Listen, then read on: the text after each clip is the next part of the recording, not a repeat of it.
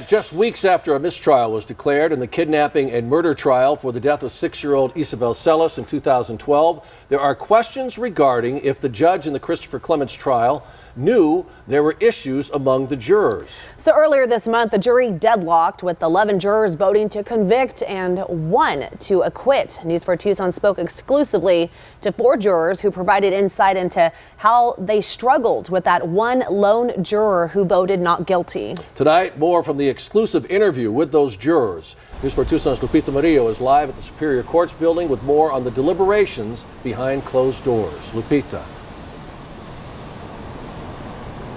The trial went on for 3 weeks here at the Superior Courts building. This is where the jurors listened to testimony from 30 people. They also saw photo exhibits and heard numerous 911 calls. But when it was time to deliberate, that's when the real challenges began. The 4 jurors asked not to be identified, but wanted the public to know, especially the Celis family, what went on.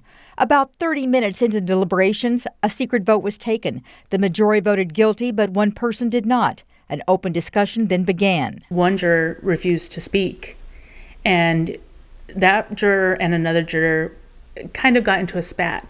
The jurors began to openly express their opinions, except the one. They were unwilling to discuss anything. At one point during the discussions, this juror even put their hands to their ears and went, blah, blah, blah, blah, I'm not going to listen to you, I'm not going to talk about this. So 2 of the jurors wrote a note to the judge. Keep in mind, this was day 1 of deliberations. We asked them, listen, we have a juror that is refusing to deliberate. Is this, what do we do?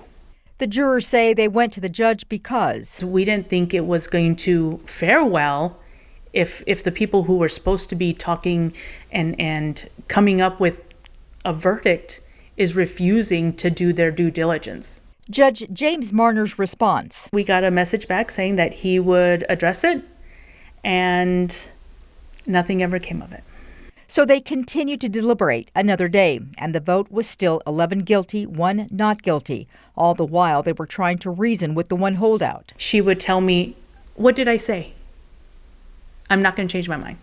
Then another note went to Judge Marner. When we said, okay, we're at a standstill, he's like, okay, we'll keep trying.